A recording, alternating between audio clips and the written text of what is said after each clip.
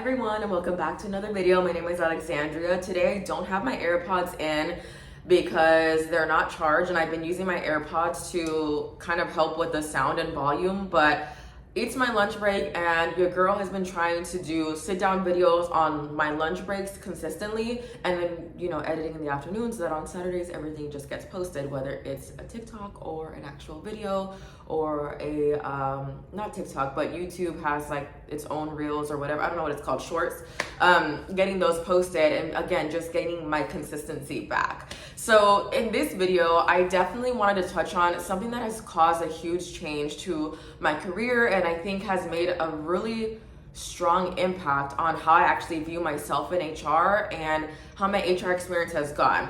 I will say that I'm going to share a couple of things. I feel like I'm probably going to rub and offend maybe, and if I do, this is totally not my intent, but it's just based on experiences that I want to speak on, especially as someone who is mixed and of color and working in the corporate world, and what I've noticed, because I've had all kinds of leaders at this point, and it's just something that I've seen. And then when I talk to friends and family who either are going through some things at work or who have had similar experiences to myself, there's just things that we've kind of like, oh yeah, like, you know what, like that's interesting, that's an interesting take on this person and personality and blah blah blah. So I just wanted to start by saying that the leader that I have now, I'm not going to say her name and put her business out there, but she is someone that I've come to really truly respect. I have one of my really good friends, Barbara. I've talked about her before, and she is someone that I worked with years ago, and then we just became friends after our time ended at that company, and we stayed really close. She's someone that I look to for mentorship and to answer questions, especially when it comes to talent acquisition, because as you guys know, talent acquisition was such a new world for me, like full-time TA like 2 years ago, and now I'm going into my second year and a half or a half year into really having this experience, and it has completely changed just everything. So she is like my girl, like she already knows, like that's my girl. However, when I talk about leaders in HR and having someone that you work with and truly fully direct report, or you directly report to, there has been a huge difference in my career scope, in my confidence, in my just like overall, just the outlook that I have on human resources, because there are some really great leaders out there. This gets into a little bit of like the corporate world of mean girls and having women that are older that typically just, you guys see the conversations. It happens all the time online that you experience when you come in and you're young, and it happens in a lot of professions. I see it a lot in nursing. Like I always see nursing comments about like how nurses can be really mean to like newer nurses, and it's the same thing in the corporate world. I feel like I've experienced the mean girl thing from older women who should be very well like mature, and it's crazy because I can say that I wouldn't be that way. I love mentoring, teaching, coaching. I want people that I work with or team up with or whatever to be successful. That's just my personality and my take. And then people just like, for whatever reason, like when they're older and you say that, it's like, well, you just wait until you're my age. No, that's a you problem and a personality issue. Like that's not me. So I know myself well enough to know at 28 years old, how I would treat somebody on my team, and how, the type of person that I would be just helpful wise. And I say that because my leader now, she is my chief HR officer. She is also very tenured. She's not old. She's actually closer in age to my parents, and it freaks her out every time because she's like, oh my gosh, like I could literally be your mom. And I'm like, yeah. But she is the true prime example of what I think about when I think of a leader, a true leader, someone who is not intimidated by their team, someone who is not demeaning, someone who is all about growth and growing the team and learning and collaboration. This is by far like the best experience that I've ever had, hands down, truly. And I've worked for her before, and coming back and working with her and for her again, even though the team dynamic is a little different and we're on a larger team, still the effort that she puts into making sure that we are prepared and that we have goals and we're reaching those goals is immense. And I think that is the one thing that's probably been missing my entire HR career. I haven't seen anyone really talk about it. Maybe they have and I've missed it, but there's been a huge change truly because of my leader, who my leader is. So previously, in a lot of the stories that I shared with you guys where I've had really bad experiences, I have had very interesting things happen to me in my career. I mean, in life in general, my 20s was very crazy. I could really write a book. And in my life and just things that I've learned, because I feel like 20s into 30s is so different, and then 30s to 40s is a whole other genre of time, and then 40 to 50, like you're constantly changing and evolving. And I've had the craziest things happen to me. And the one question that I get when I talk about my leader now is what she is, excuse me if I say this incorrectly, but race and ethnicity wise, it's always, that's the question. And people typically assume that my current leader, the way that I speak about her and how she is Black. And she's not. She is a white woman. She is a white woman from up north, and she is very good at what she does. Like, this is someone that, like, her style and leadership is something that I definitely want to adopt. I've noticed that in my HR career. I've seen it with people. Like, you kind of just find that person, you just kind of stick to them, and it's kind of like you adapt their style and their management skills. I mean, the way that she articulates and has conversations and handles conflict, like every time I've worked for other directors or VPs or HROs, they've always been very afraid of conflict. They don't like to address things. They try to hire an employee relations person and just push that all off on them. She is so into, like, let's sit down and have a conversation. Here's the process improvement. And we keep it very professional, but if I could just have a one-on-one with her and even just be more personable, it would definitely be like, I would love to tell her just how amazing she is. Like, I don't think she understands, like, the way that the rest of our team interacts with her and has this confidence. I don't even know how to explain it. Like, she just radiates the team, and that is not something that you get often. I think that for every style of teaching, obviously she's not everyone's cup of tea, but in my team now, before we were a team of 4, now working with her at this company, we are a team of 12. And so it's very refreshing to see everyone's interaction with her and their experience. And I will say that she's tough. Like, don't get me wrong. She's not somebody that's a pushover and is just going to let you get away with murder. But she is tough, and she's tough to work for. But I will say that she has been the only leader I have ever had to push me to be successful. And I want to talk about this because I've noticed in my career, I've had a director who, she was Black, and then the other directors that I had were white. They were all white women, and they were all women. I have not worked for men at all in HR. It's all been women. And the one thing that I have noticed is that with the women that I worked for previously, they were also from the South. And the other two that I had better experiences with, she's probably the best one, like, that I can definitely talk on and speak on. The other one, she just wasn't really involved, but she was very nice. She just wasn't involved. They weren't motivated by race, and just comments and conversations are very different between the two experiences that I've had. And I feel like, and I don't know, and I've seen comments on social media where people talk about the discourse and that, and conversations surrounding working for white women or Hispanic women or Black women and the differences that they have. And I'm like, most of my directors have been, like, anyone I'm supporting to have been white. But I have noticed that the two that were from up north, my current one and one that I worked for years ago, compared to the ones from the South, very different experiences. Very different. Very different. And the ones that I had that were white women from the South were very demeaning. My whole team felt it. I mean, we would have conversations. The accounting team at one point one of the companies I worked for, it was mostly all Black women, and they would also, like, literally check on me because they would hear how she would talk to me. She would degrade me.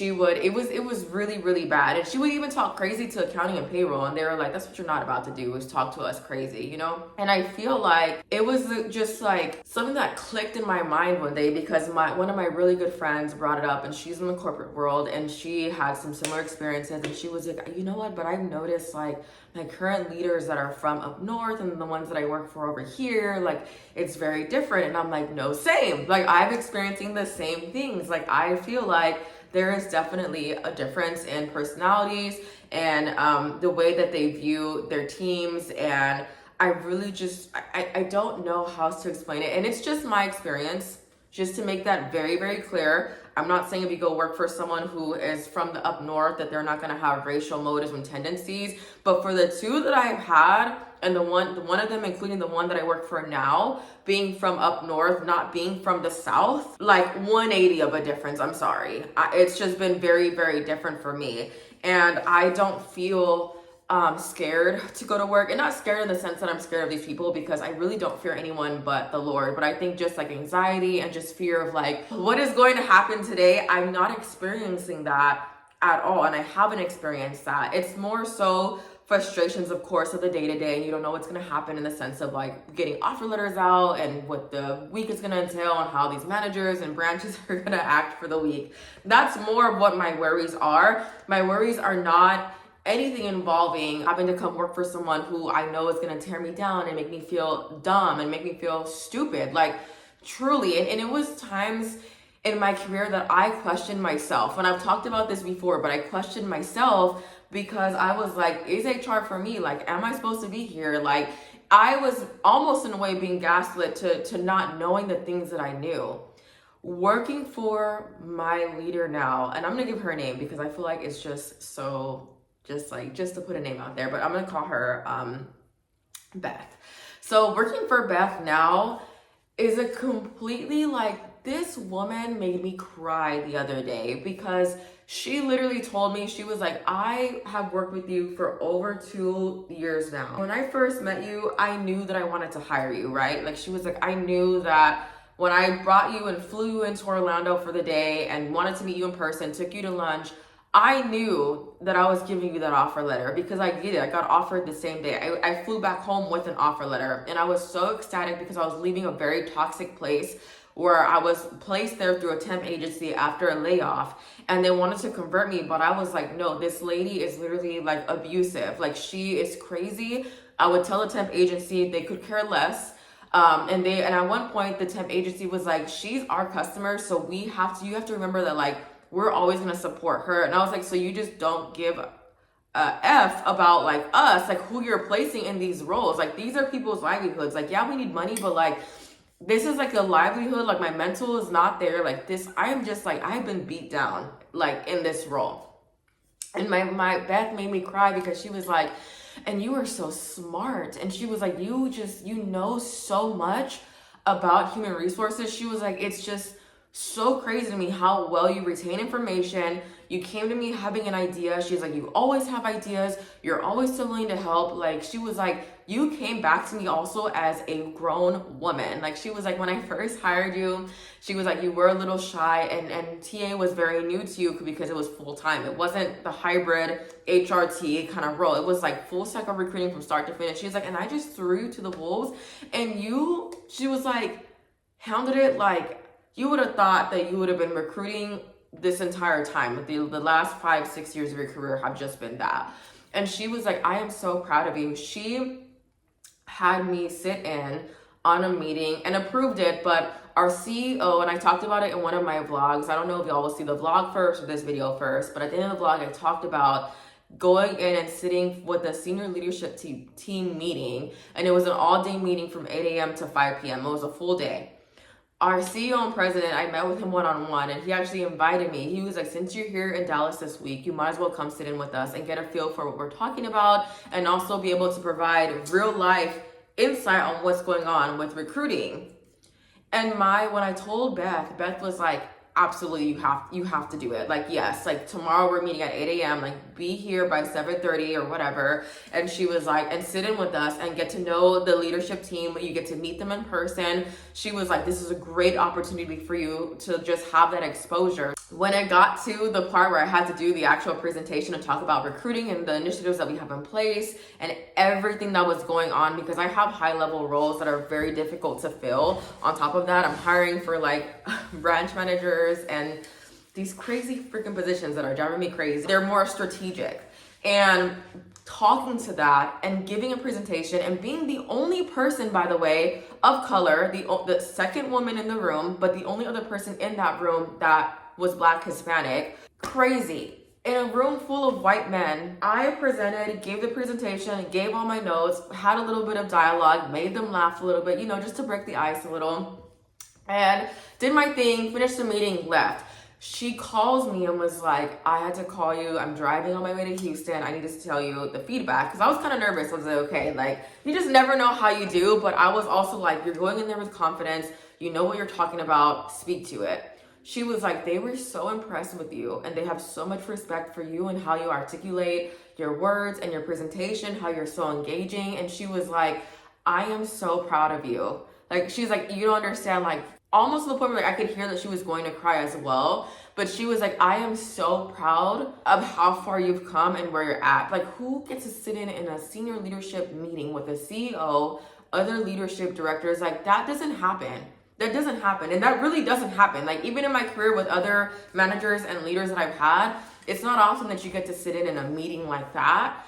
And it's a board meeting, essentially. And there's just me, a contributor, giving, you know, my thoughts and my feedback on what's going on in recruiting, and also retaining, you know, feedback from the senior leadership team, what they want to see, what they're hearing from their guys, like having that deep interaction with them. Huge difference. And that is crazy. And I always think about the saying of like, as a Black woman or as a woman of color or as even being mixed, like taking up space in white spaces.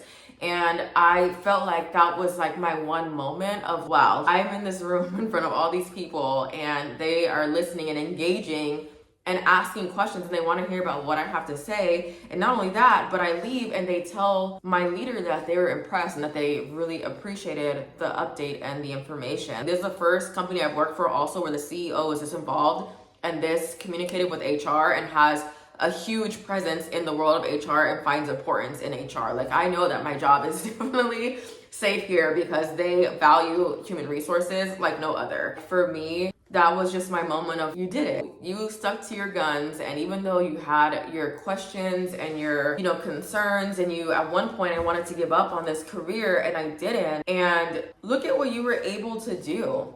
And I really wouldn't have been able to do it without having the leader that I work for now in my corner, cheering me on, you know, open to having conversations, open to answering my questions, open to allowing me to be in those spaces. Guys, I was invited years ago, and if you guys have watched that video, if you haven't, you can go back and find it. It was about my worst experiences with HR. And it was a Christmas party. And the CEO at the time wanted all of us to come, even if we were temp workers. He was like, you guys are still working for the company. You're still a contributor, come. The director that I had told me at the time, like, you can only go to the party if you work the event. Like, you can't even enjoy it. I didn't get drink tickets. I didn't get to mingle. I didn't get to hang out. I ate and sat at the front and literally took names and took a roster of checking off who was showing up. She did not want me to be in those spaces.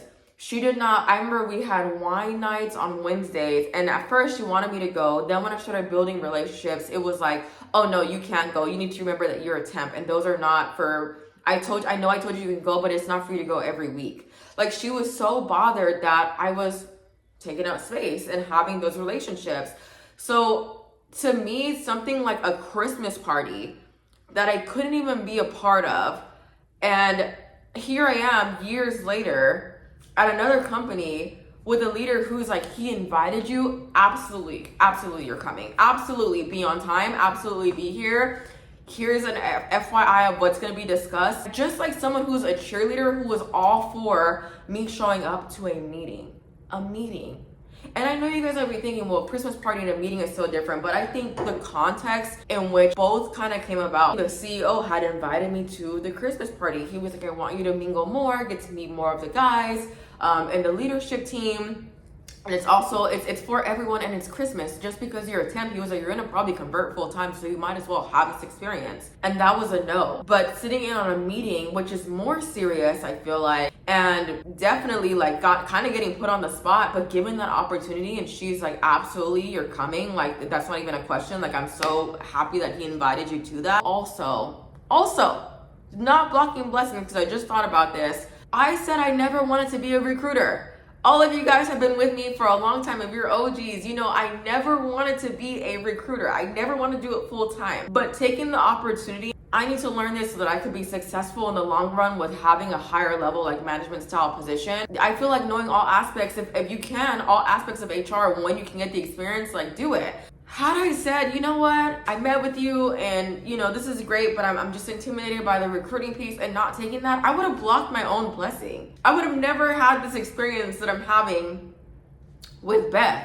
Beth has also sent us to events, recruiting events, networking events, learning trade shows. Like we've done so much under her leadership that I would have never gotten with anybody else. And I know that for a fact because if I would have still either be at those companies or I would have had the opportunities presented to me from the beginning. She was always, and still is a cheerleader and an advocate for her team. And I always tell people, yes, I think at our last company, there was a lot of things going on. For anybody that knows me intimately, where I've talked about what happened at my last job, it really talked about that experience and a lot of the frustrations that I even had with her at times because there was no direction. There was no sense of direction really from the company. And I just feel like I would have never come back to work for a team that she was leading overall, whether I report to her directly or not. She's leading overall. If I didn't think that there was some inkling of worth to coming back to work for her and having that opportunity. And granted, I took it upon myself to, you know, kind of creep on her and see where she was at. And like, I don't believe in burning bridges. Like you just never know what's going to happen. With her, there could be opportunity that she can easily, you know, be somewhere I can take it and then be under that care, but in a different environment, in a different light, in a different role and way. And truly guys, it has made a huge difference. A lot of you guys are going through your HR career journeys and a lot of you guys are not enjoying what you're doing, right? You're not happy, you're overworked, you're overwhelmed. My husband called me. I was overworked, overwhelmed, tired. I went through all of those same things, being burnt out, being frustrated, not having a clear sense of direction, not knowing what was gonna happen next, a leader that didn't really care about me. I was just a contributor. I was in my role and that was it. The leader that you have is what's going to make that difference. I truly feel that way, again, personal to my experience, but I really do feel like because of her, my experience in the last 2.5, almost 3 years now have completely changed on HR. Completely changed. I feel like at one point I was very negative and I couldn't really post anything because I was also going through personal things, but it was like, it wasn't authentic. Like I was like, I don't even know I'm gonna be doing this in the next 2 or 3 years. And here I am 3 years later. If I'm not, then what's the point of me speaking on something that I'm not going to be doing and that I don't enjoy anymore? Like I'm gonna have to change up my content. And I haven't. And she also knows that I make YouTube videos, you know, that I do things outside of work, like with my time. She is just such a blessing and in disguise. I don't even think she realizes it. And it's crazy because I have another person on my team and he is so funny, but he stuck it through and with the previous leader at this company that we're at now, because she got brought in, they let that person go and then she got brought in and he was like, something just told me in my heart to stay here. Like God told me like to stay, stick it through, like things are going to pan out, because he was like, before you got here, Beth, it was a shit show, to be very honest. Like, you know, recruiting wasn't what I had already known it to be. And he has like years of experience on me with recruiting. He definitely was like, you know, this is just not how recruiting should be done. And he was like, when she came in and made changes and is pushing us to, like, he's doing DOT trainings right now. He's getting certified with his OSHA. Like, she's pushing him to do all these things to be successful. And he told her and myself, we had a meeting, and he was like, I have never, ever, he was like, as a Black man, had a white woman as my leader, a white person in general, who pushed me to be who I am today and to be better and giving me the tools that I need to be successful. And Beth, like, it just, you could tell like the look on her face, like it just warmed her heart that she was just like, and she truly will say, like, she doesn't say like the I don't see color thing, and I love that because I feel like that's like when people hear that, like, you just don't say those things. She said something that was more on the lines of, I just care about, can you do the job or not? Like, she's like, I appreciate you telling me that, and it makes me absolutely sad that you've been in the game for this long and you've never had these opportunities like to express your ideas, to be in a leadership role, because right now we're kind of splitting. So I'm a lead in my own kind of thing that she has me working on, and he's a lead, like leading someone new that just joined our team that he's training and leading to like be successful in our team. So we're both being challenged in two different ways because she wants to build our leadership skills. And she was like, I am just so sorry that you never got that experience, because she was like, you are smart as hell. She was like, you are very, very good at what you do, and you're very good with people. Like, you're very good at handling conflict, dealing with people, and training and mentoring, and just getting on a phone to say, hey, like, let's walk through this process together and let's talk about it. And she was like, I want you guys to be successful. And I'm not blind to it. I'm an HR person. She's like, I know there are people out there that really shouldn't be leaders because they let things like race and ethnicity get in the way of success. When you don't know who can be your next person on your team that can just flip something around and just make the team that more successful and that more viable to the group and to the company that you're working for. Like, she was just like, you know, and she's so humble. Like, she's like, I appreciate that, but really it's also you putting in the work. Like, you deserve to be in those spaces, to have those conversations. Like, the same thing that she's doing with me, she's doing with him.